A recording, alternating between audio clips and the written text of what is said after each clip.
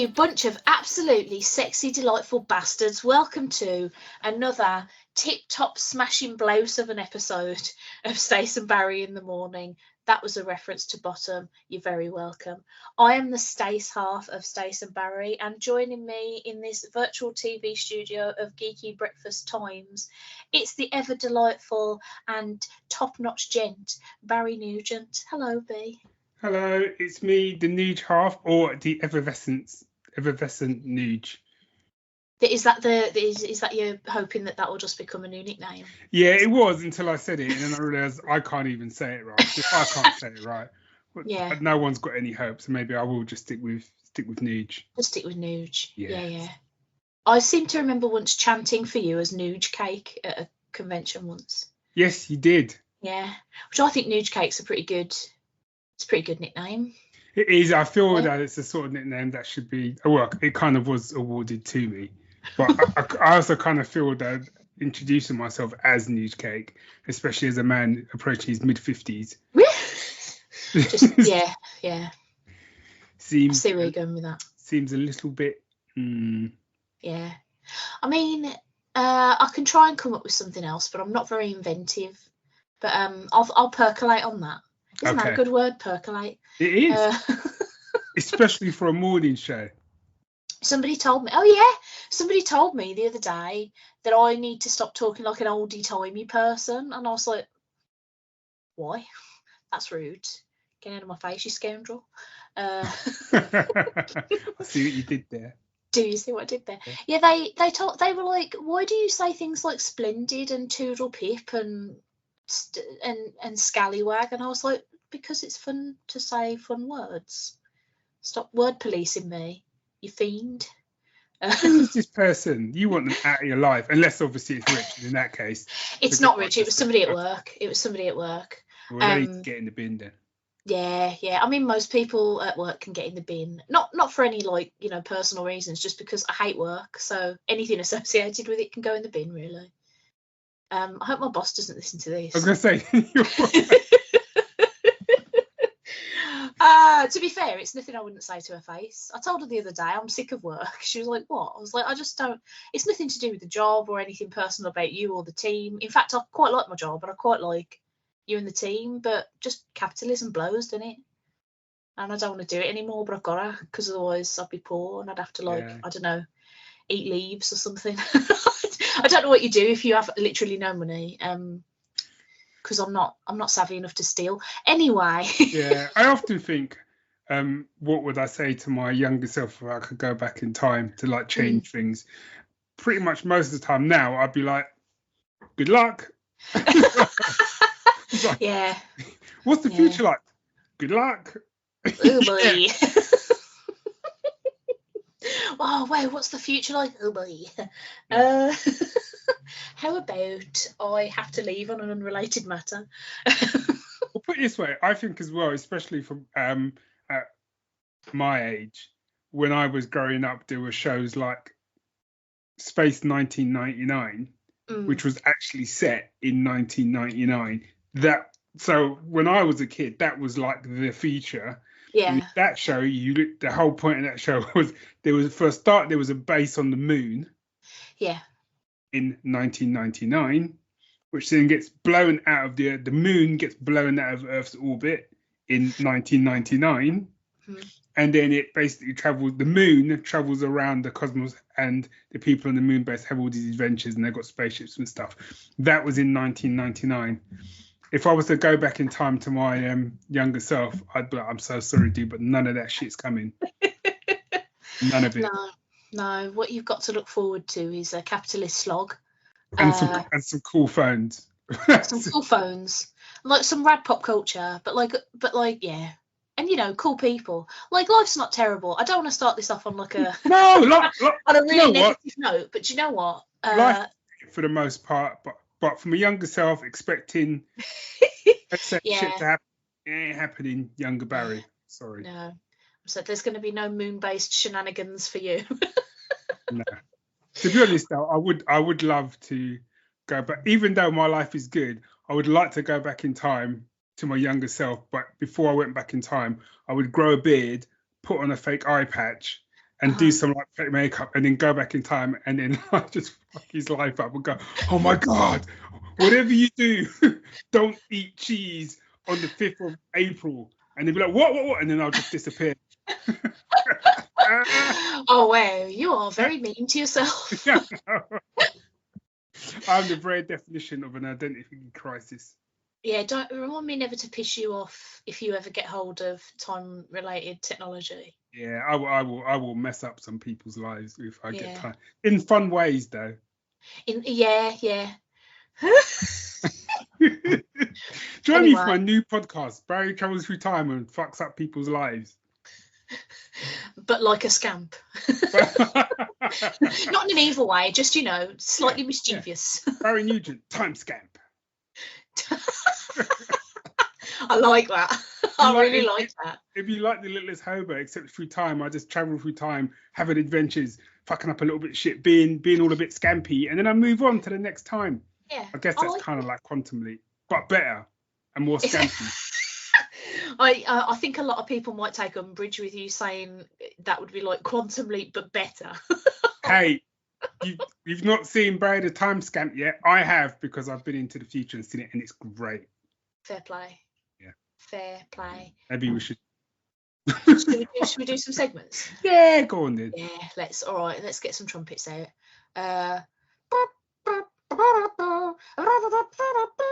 Jazz trumpets. Do you want to start with? Should we start with the pick of the fortnight? Go on then. I was gonna pick Godzilla Does a Kiss on Kong, and I will keep calling it Godzilla Kiss Kong because they called it Godzilla X Kong, which doesn't mean anything. See, but when you've said it like that, when you say it quickly, you said Godzilla X Con, and I'm like, there's a movie right there. That I would watch. Godzilla comes out of the joint and he's been framed for like destroying a city, and he gets sent down for like 20 years, and now he's out for revenge. He's out for revenge on the real city smasher. Yeah, I was going to pick that because it's really fucking good, actually. And by that I mean actually it's kind of shit, but it's really fun. Okay. It's a romp. But then I watched the film I'm actually going to pick as my pick of the fortnight, which was Late Night with the Devil. Don't know if you've. Oh, I kind of fancy that. It's really good. Is it? It's for those that aren't aware of what it is. The premise is that David Dastmalchian. Oh, I should have looked up how to pronounce that. I'm really sorry if it's very wrong, dude. Plays like a talk show host in the 70s, who gets like some mystic nonsense people onto his show to try and like beef up the ratings, and then sort of accidentally communicates with the devil live on air. That's what happens. Yeah. And what I really liked about it is, did you ever watch the TV show Inside Number 9? No. Oh, it's so good. I would really. I know of it. Yeah. It's got this has got a real feel of like sort of Inside Number 9 about it, in the sense that like it feels quite low budget while still being very, very quality, if that makes sense. Yeah. But obviously David Dastmalchian's like really good value, as he always is. He's really great at playing like this sort of talk show host who's sort of a bit more concerned about ratings than he is potentially about people, until perhaps it might be a tiny bit too late. And it's what I really liked about it is that it does really well in like sort of building up to, that there's suspense like all the way through. There are little things happening in the background if you really pay attention that you're like, well, did I just imagine that, or is something moved, or like what was going on over there? And you start like doubting your own self, which is kind of enhances the terror a little bit, because you don't even know what you're looking at half the time. Right.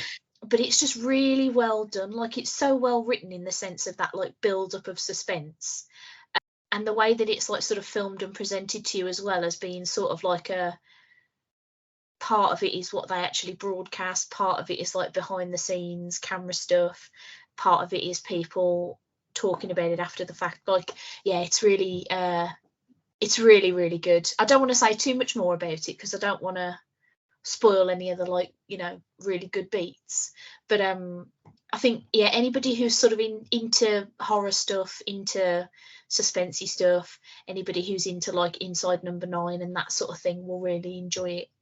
The only like negative thing that knocked me about it was and it's really fleeting, so it's really stupid. I don't know why they did it. They do like these brief, you know, in like old TV shows cut to commercial, and they'd have like a little screen that would pop up with like, you know, the logo on, and it'd be like, be back later or see you in 2 minutes.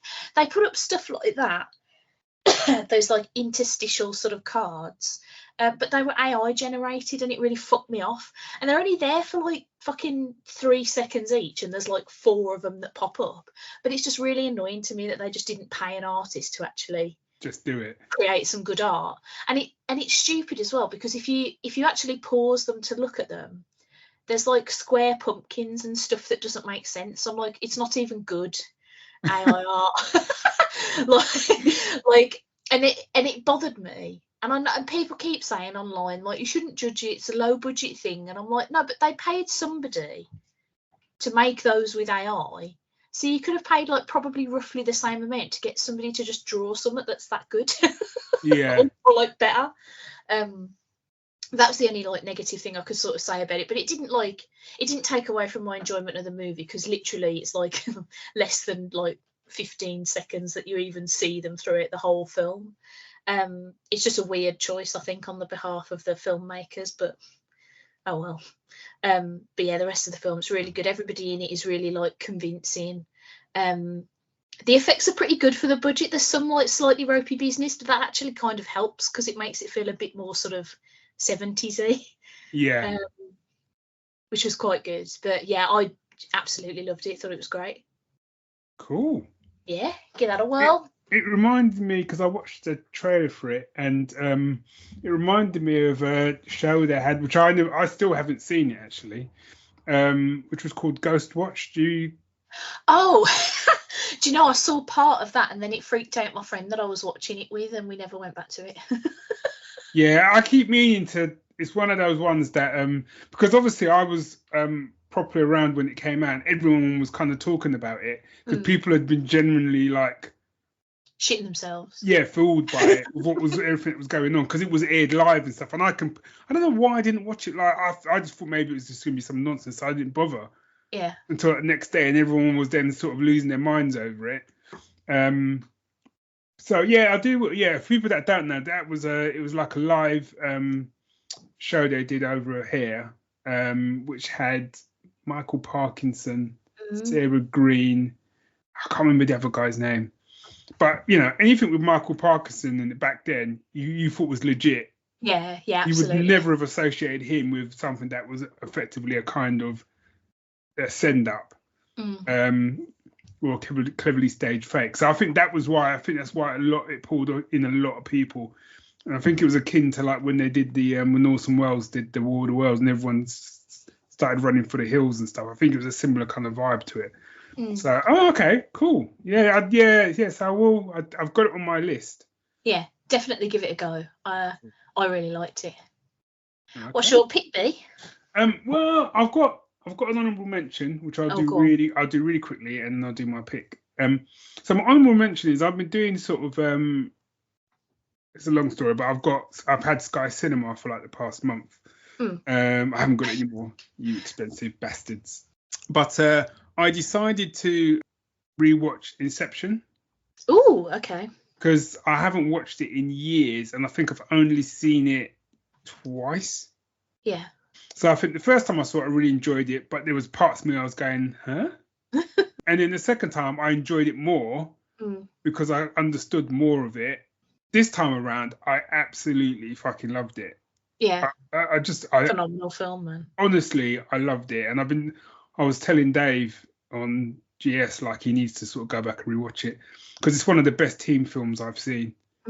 And honestly, Tom Hardy deserves an award for like the hardest working player in the team. Because that last sort of half an hour, like in the sort of snow section, that guy is working his arse.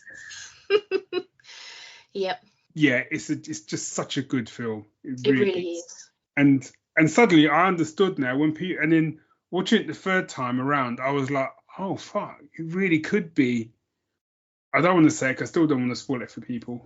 So yeah, so it works on multiple levels, and I will rewatch it again. I think at some stage, give it another few years and stuff. I am gonna, even though I was slagging it off to Dave, I am gonna try Tenet again, or Tit or whatever it's called. Just I know, just cause. But there's another part of me that's kind of like, I really didn't understand it the first time, and I don't know if a second watch is going to help at all. Yeah. I don't think the problem with Tenet is whether or not you understand it, because I don't personally think it's meant to be understood. It's science that makes, like, it's obviously it's fake science, but it's fake science that there's literally no way or how it could happen, so it doesn't matter what they tell you in the film. Like, you just have to buy that they can do that or not.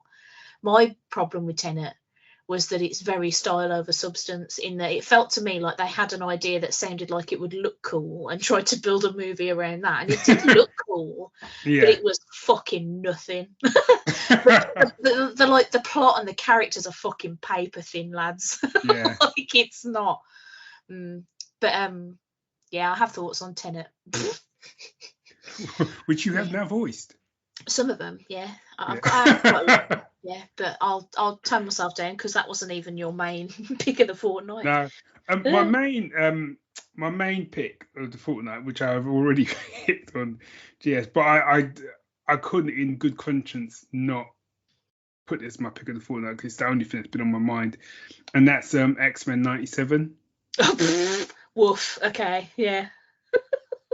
In particular, even though I am up to date with it, and the latest episode was really good, but it's specifically episode 5. Yeah. For the love of God and all that is holy, gee, I mean, just Jesus. Rough. Yeah. It was rough. Yeah. Oh, yeah. I talked a bit about it on the Parlour, the last episode of the Parlour, with Holly Swinyard. In that, like, I had no intention of watching this, because I'm not really a big X-Men fan. I tend to I enjoy Gambit every now and again. I enjoy a little bit of Nightcrawler every now and again. But like everybody else, I just find to be entirely too dour. Like, all the stories around the X-Men are just too heavy, and they're just too sad, and I just don't want to do them. So I was like, Rich, you just watch X-Men 97. It's absolutely fine. But of course, he's been watching it while I've been sat in the same room as him, and like, I thought the first 4 episodes were like good. I was like, yeah, this is pretty good. And then we sat down and we watched episode 5, and I literally cried. I was like, I don't even care. Just weeping on the sofa. I'm like, Jesus. Yeah, way to kick everybody in the fucking heart, lads. Yeah, and I'm trying. I mean, I'll probably say some stuff and cut. But, like, yeah. So I'll finish off by saying, yeah, if you're not watching X-Men 97, you need to get on it. It's a cracking cartoon. I absolutely love it. Oh my God, yeah. I fully lost my mind at the episode. I was like, this wasn't what I signed up for. Yeah. You're there with the it's going to be great, isn't it? Oh, I've got to say, I did find it really funny that over the credits they played like a bummer version of that theme. And I was like, oh my God, what are you doing here? Although it would have been really funny if they'd have kicked off with the actual jaunty theme just after all that shit had just happened. It's almost like, in case you didn't realise, you've just been kicked in the heart. We're just going to remind you with this piece of damn music. Enjoy, everyone, and we'll see you next week. Yeah. And I'm now obviously 7 episodes deep, and I think there's 3 episodes left. But I just keep thinking, if this is what it's like now, by the law of geekdom, episode 5 should have been a season finale. By law. That was a finale, if ever there was one. Yeah, that should not have been, here's episode 5. No. Yeah. No, it broke the law with that episode. Yeah, broke the international geek law of not breaking your heart slap dab in the middle of stuff. Although I suppose there's one good thing about that, which is that you didn't have to wait until the next season. Yes, to find out. Yeah, I mean, to be fair, if they had ended it, could you imagine if that had been the last episode? Oh my god, I'd have been like, no, absolutely not. Where's the rest? Yeah, I mean, yeah, that would have been like Infinity War level ending. Oh god, I cried so hard at that. Don't look directly at me. It's very embarrassing. That is a good pick though, to be fair. Yeah, for a program that I had like no intention of even watching, it's really good. It's nice when that happens though. Yeah. I quite like the fact that this is making me like pay more attention to the X-Men as well, because I've always had kind of a hard time with them. And like, I don't like, you can't like everything. Not everything's going to be for you. That's absolutely fine. And if this is the only X-Men thing that I particularly enjoy, you know, although that being said, I have a feeling I'm going to enjoy Deadpool and Wolverine, which is technically X-Men related. But don't start me on that, because I will get overexcited. Should we do our musical musings? Yeah, why the hell not? Cool. Jazz. I can be quite quick about mine. Okay.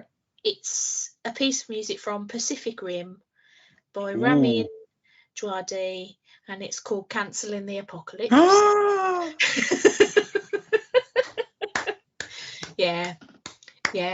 I've been trying to like beef up my playlists of songs that don't have lyrics that I can play while I'm working, because I keep accidentally distracting myself with singing when I listen to actual songs.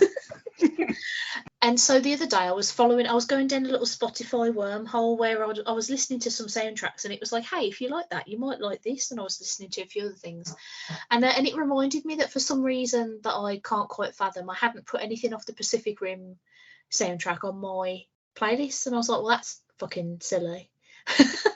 So I sat and had a big old listen to it, and I was reminded what I really like about this piece, because like obviously everybody knows the scene. If you've seen the film, obviously you'll know the scene that this goes along with. It's Idris's rather excellent speech culminating in the cancellation of the apocalypse. But what's great about this piece of music is that it is epic, but in like almost an understated way. Like it doesn't overshadow that delivery of that speech, which is phenomenal work by. I'd like to say today,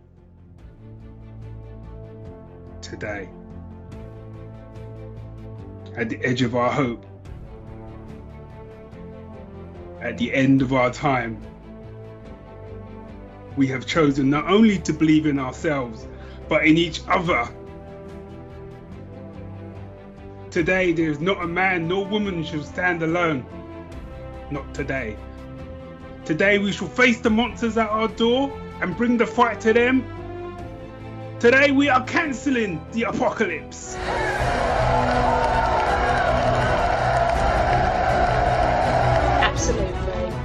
Absolutely. What a scene that is. This piece of music is great. It's got that slow build up, that sort of slow burn. I love that scene. It's so fucking good.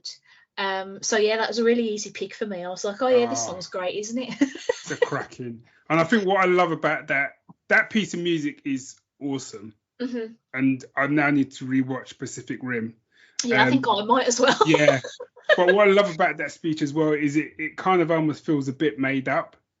It feels, yeah. You know what I mean? Because like when like the Independence Day speech, which I love, but that sounds like that speech was like scripted and written. Oh, that feels written. Yeah. Yeah. But I still love it. I always love that speech. But I think with this one, because he starts with like, goes, today. And it's kind of almost like, yeah, I've got to say some cool shit now. What can I come I've got to be inspirational. Come on, man. Come on, man. You know. And he's standing on the foot of a giant robot whilst he's delivering the speech. You know. It's so good. It's so good. My husband doesn't think that film's very good, and I wonder if that's grounds for divorce.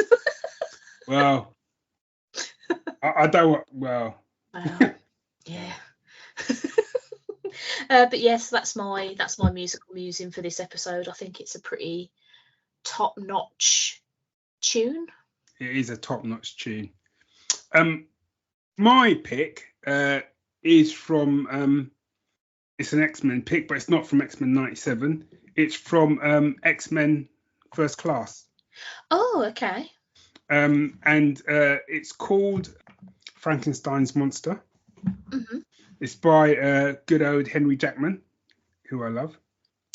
And it's taken from the opening scene, which is, you've seen First Class, haven't you? Yeah, but it's been a hot minute. I think I've only seen it the once in the cinema. So, but basically, the opening scene is like Magneto walks into a bar. Sounds like a joke. Magneto walks into a bar, innit? Or did the bar walk into him because it was made of metal? Way. Hey, Hey. and there's 3 Nazis in there, innit? And yeah, basically, it's the opening scene where he goes into a bar, and there's in like Brazil somewhere, which is where supposedly a lot of ex-Nazis, well, not ex-Nazis, they're probably still Nazis, were running off to. Secret Nazis. Yeah, secret Nazis. Went running off to after the Second World War to kind of like hide out and supposedly try and rebuild and start Fourth Reich. And that scene sets the tone for the film. And I remember when I went to see the film, not knowing what to expect, because I'd seen by this time X-Men: The Last Stand had came out, which was not that good. And this was their chance to try and like restart the X-Men and stuff, and no one knew what to expect. So this was the opening scene. And it was so good. And it kind of, a lot of people said this, and I thought that it felt like you were watching the opening of a Bond movie. Yeah, yeah. Because he wasn't even in any he wasn't in any dude was just in a t-shirt and slacks, you know, and drinking the Carlsberg, whatever you, and was menacing as fuck. Mm-hmm. And the piece of music just builds and builds and builds through it. And it's really funny because it reminded me of I'll try to be brief with this story about bars and being sinister. We had gone, me, Dave, and a few other of our friends, this is when we were teenagers, we had gone into a bar somewhere in London, maybe it was East London, I can't remember now. We'd gone into this bar and we were trying to get a drink, and no one was serving us, and we kept thinking, but the bar was quite quiet and stuff. And again, this piece of music could have been playing in the background with it kind of slowly building, where we realised that the bar we were in, we perhaps should not have been in, being black guys, because we suddenly realised there isn't anyone in this bar who isn't white and genuinely isn't staring at us, including the barman, who was almost that kind of like, why are you in here? And then I remember we did get served, and then I remember one of my mates saying, we need to drink up and get the fuck out of here. Yeah. And that's what this scene kind of reminds me of. Where you just realise, like the 3, not that we're the Nazis in these situations, but where you just realise, oh my God, we have made such a bad mistake. Yeah, we didn't think this through. We did not think this through. And when we sat down to talk to this guy, we did not think this through. But yeah, it is it's a great piece of music, and it's a fantastic soundtrack. First Class. It's first class, you might even say. You might even say that. And I did, and now I regret it. Oh, I never regret it. I think you're very funny and Thanks. handsome. Am I allowed to say that? I don't know. We're both married. It's fine. Yeah, it's fine. Shall I move on? Let's get the trumpets out, lads. Jazz. Extra. Geek all about it. Yeah, that's right. I've got some news, baby. Loads of geeky nuggets of nonsense. They're not nonsense. They're sort of, well, one of them's a bit nonsense. Hey, do you want to get some news up in your ears? Go on then. Okay. The news. The first bit, I don't have a lot to say about it. I just think it's an interesting bit of news. Is that they finally announced who's going to be playing the voice of Shadow the Hedgehog in the 3rd Sonic movie. And it's Keanu Reeves. I heard this. I don't know what to make of this. Now, I sort of, I don't think I've ever seen or heard Keanu Reeves do voice acting. I know he was in that video game, Cyberpunk, some number, I've forgotten, 2077? but I've never played it, and Rich has got it, but I've never seen him play it either, so I don't know what his voice acting is like. Now, I will say this with all the love in the world, because he seems like a nice man. I don't think Keanu Reeves is a very good actor. He's not. He's just so wooden, bless him. So I don't really know how I feel about it. It's such a weird bit of casting. Especially because, like, I don't know a lot about Shadow either, because I never played the Sonic game that he popped up in. No, me neither. The only thing I know about him is that everybody hates him, really, who's really into Sonic, because he just sort of turns up in one game and he's like, I've got a gun, ha ha ha ha, and you're like, hold on, that's not what Sonic's about. Chill out, mate. Gun? He's got a gun. Don't even worry about it, lads. He's got a gun. Wow. Yeah, so Rich is just like, Rich is not looking forward to Sonic 3 because he was like, I don't like Shadow. I don't think Keanu Reeves is a very good actor. The other two movies are fine, at which I shook my fist at him a bit, because the other two movies are great, actually. But I think you find. I think you'll find. Shut your face. Yeah, just an interesting little. Wow. I still haven't seen the second film. The second, like, it's very much sort of similar to what went on in the first, but Idris Elba's there, and that's always good. Yeah. I mean, I quite enjoyed his performance as Knuckles. It's very funny to me because he comes across like very deadpan, but it's actually really funny. Like a lot of stuff he says, he doesn't understand Earth at all. He does. Yeah, so it's kind of like, you know how like Drax doesn't understand sarcasm and takes it. Yeah. It's kind of like that, but a adorable red echidna. Yeah, I love the two Sonic movies. They're good fun romps. But yeah, so there's a little bit of Sonic news, and I got some Turtles news for you. I nearly went a whole episode without talking about the Turtles. I know, we nearly made it. Well, the first bit is Stace related Turtles news that I'm very excited to do my first official like announcement of this on the podcast. I'm going to be hosting a 40th anniversary Turtles celebration, if you will. See what you did there. Thanks.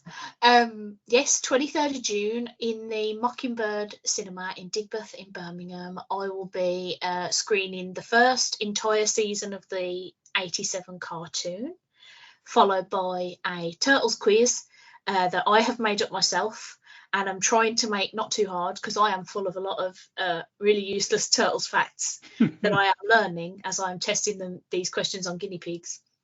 Most people don't know.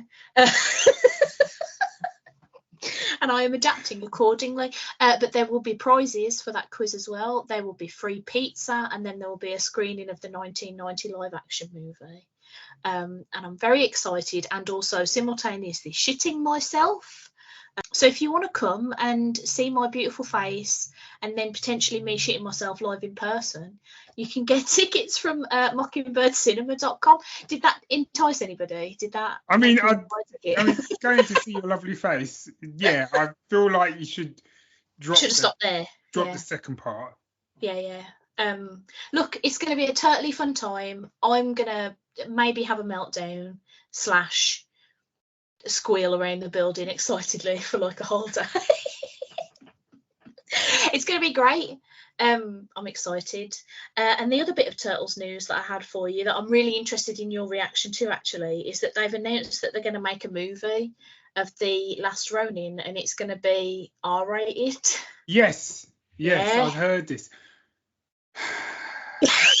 Yeah. I meant to ask, is it like, did you say it's live action? Live action, baby, yeah. Right, so first thing, get him in a suit. Don't do a CGI boy. Get him in a suit. That's what I say. Yeah, so I'm going to split this into two parts. So first part dealing with the live action, second part dealing with the rating. Yeah. So the first part, if you're going to go down the live action route, yeah, okay. Personally, I would rather you CG the fuck out of it. And give me by CG I mean anime. I would rather, with the likes of like Into the Spider-Verse and things like that, and what you can do now with animation, I feel like the Last Ronin could have been absolutely epic as animation, and then you don't have to worry about what you want to do in terms of effects and showing the future. You can just do that shit. So whilst on one hand, I think a lot of people, oh, cool, live action. For me, I'm like, I would have rather seen it animated, because I don't have a problem with something being animated. I don't feel it takes away from it. Yeah, I think there's too much of that sort of pushback of animation being for kids, and they Yeah. want this movie to not be for kids. Yeah. Because it is a mature storyline. I agree with you. I think if I had the choice, I would go for animated, just because I think it's too difficult to realistically make suits that look like real actual things, or CGI that look like they're actually interacting with the people around them. Yeah.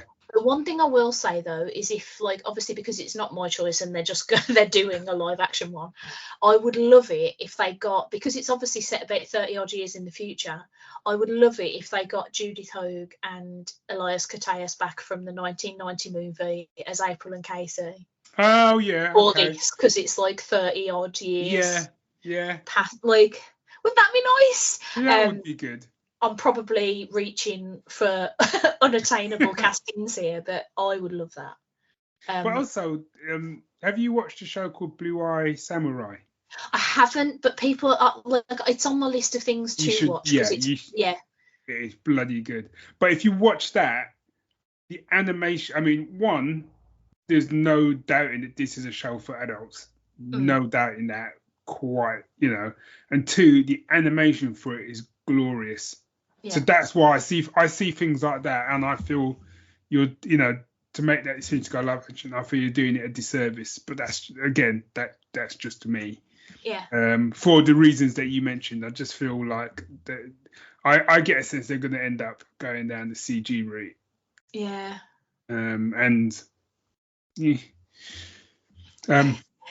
As for the R-rated stuff, I'm kind of like, okay, I don't. It didn't bother me either way, but I kind of feel like, but then again, like with Logan, when they were like, oh, it's going to be R-rated, I was like, yeah, and then I saw it, I'm like, okay, I could see why. Yeah, he made it R-rated, not just because it's very violent and he's swearing and stuff, but it was just the kind of tone of it. The whole tone of it felt like it should, and the bleakness felt like this ain't no PG kids. Do you know what I mean? So I didn't have a problem with that. And I feel if they're going to approach this in the same way, then I'm all for it.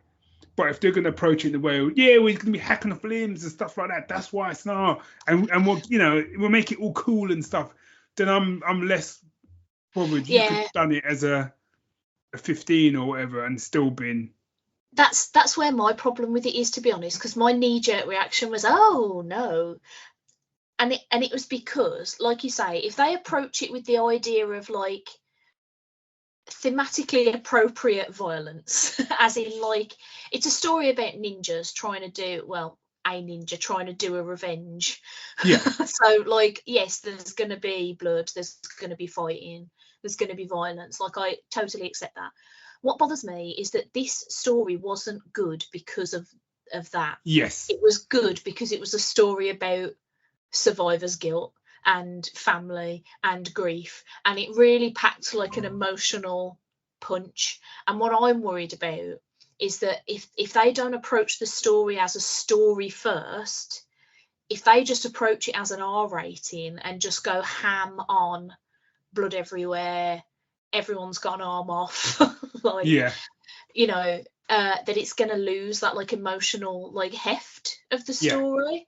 And that's where it will bother me, because this has the potential to be like it's such a good story, it has the potential to be a truly phenomenal film if they get it right. But I am really worried that it's just, especially because, so they announced that who was the guy? Tyler Burton Smith is doing the script for it, who is the guy that wrote the 2019 sort of remake of Child's Play. and he's just doing a movie that hasn't come out yet, or I think it just came out this week actually, called Boy Kills World, which is like a Bill Skarsgård thing where he does a load of murders. And I watched the trailer for that and then panicked, because that film is just blood everywhere, or based on the trailer anyway. I haven't seen the whole film, so I don't know what it's like, but that film just seems to be an excuse for chopping off limbs and smashing people's heads in and calling it a day. So it did not assuage my fears very much. And I also think I will be I'm going to be keeping a beady eye out for who they're going to get directing it as well, because I think that could really make or break it. I'm excited, but also very scared. yeah, I'd go with that, and I'd go excited / cautious. Tentative. Yeah, because it is, you're right, it is such a fantastic story, and I think it has the potential to sort of be cross kind of not just Turtle fans, but actually it's the sort of story that actually everyone could really go and enjoy and get something from, in a way that I don't think you would have done with some of the other Turtle stuff that's come out. I think some of the other Turtles, you kind of need to be a bit into Turtles or a bit into like the ninjas or martial arts or whatever. Whereas I think this one, I feel that comic I thought was so good. It's so out of left field. That I really, really do hope they do it justice. Really. Yeah. There was a brief rumour floating around that Kevin Eastman was keen on Zack Snyder. Yeah, which just made me go, because, and like, I'm not hating on Snyder before anybody comes at me on the internet. I like some of his films. I also think some of his films are shit. It's very hit and miss ratio with me. Have you watched any of the Rebel Moon films? I saw the first one, and I swore a vow when it finished that I would never let the second one cross my eyeballs. Fair enough. I watched the second one as soon as it came out. Rich. I don't know what that says about me, because I was not necessarily a fan of the first. I didn't feel it was like, I've seen worse films. I just thought it was so boring, and you can't be that long and be that boring. I'm sorry. Yeah, it was, and I did fall asleep, I think 2 or 3 times during the first film. Whereas I thought this one, I watched the trailer for it, I thought, well, at least there's going to be more action, because they've got all the boring stuff out there. It's going to be like boom, boom, action. Yeah, the setup's done.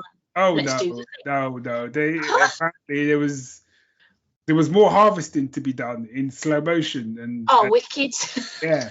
And what I don't, my big takeaway of that film, what I don't understand is like, why, where you've got people in like big ass spaceships and all this technology and all the rest of it, why is some grain so important?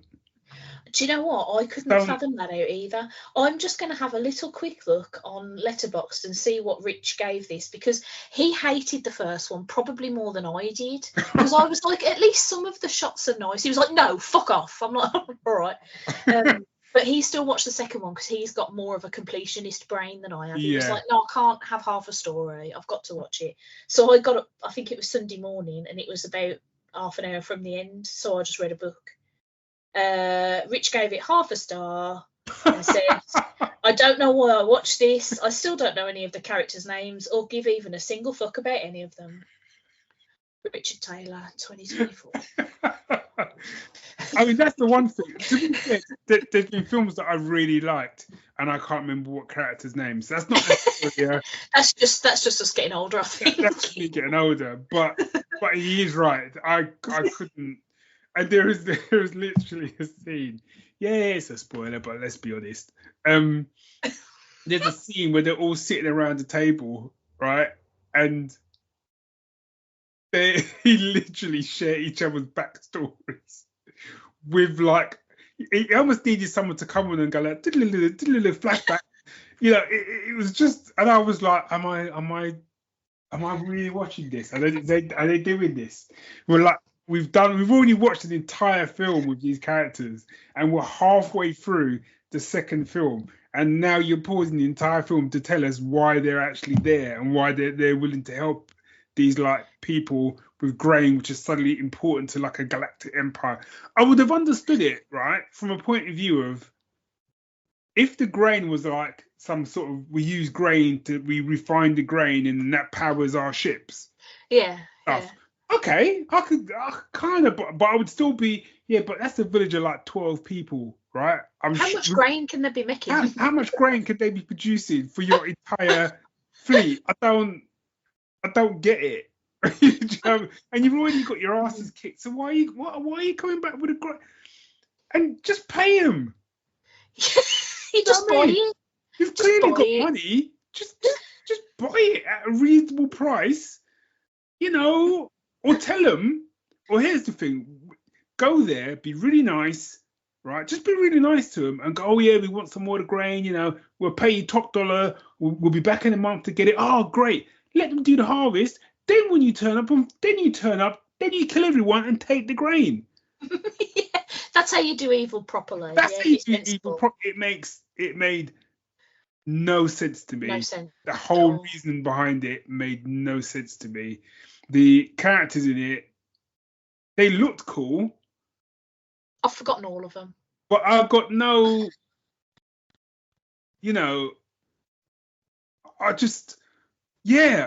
why are you there? I don't get it. I know you're trying to do like Magnificent Seven and Seven Samurai and Battle Beyond the Stars. I get what you're trying to do, but like it just didn't. You didn't need 2 films to do it, and on the same planet. Yeah, no, I don't think I'll ever bother with the second part. I could leave that story unfinished in my brain. It's fine. Yeah. In fact, I've forgotten so much of it. I don't care. Yeah, I wouldn't worry. You're not missing. And like you, I'm not a Zack Snyder like hair. I like there's films that he's done that I really like. Yeah. But it ain't this one. No. On that note, we weren't even talking about that. No. Oh, that was an episode of Stace and Barry, wasn't it? If you'd like to get in touch with me or B, pop on the socials at Geek Syndicate and at Stacey's Parlour on most of them. You can send us an email at hold on, I almost said Stacey's Parlour. That's not right. staceandbarry@gmail.com. Don't forget to get tickets to my Turtles celebration because I'm going to have so much fun, and you will too, at mockingbirdscinema.com. And you're welcome. Yeah. I will say before we go, a reason for you to watch some of Rebel Moon is, he was the guy who was in Gladiator, the black dude. Yeah, him. Oh, what's his name? Yeah. He's basically he's wearing a hat in it. He's wearing my hat in it. And I kind of looked at him and I kind of thought that could be like future Barry. That could be like if that was me in the future, like in 20 years, old man News. Yeah, that would be me. I'm not going to watch a whole film just for that, B. I'll do a little Google later. Yeah, take him out of that, and that would be what Old Man Nuge is. Him in a hat and t-shirt and braces, just like causing shit and doing some harvesting on the side. Fair play. Right then. That's done? That. Done. See you later, everybody. Have a lovely Saturday or whatever day it is that you're listening to this. And ta-ra. Bye.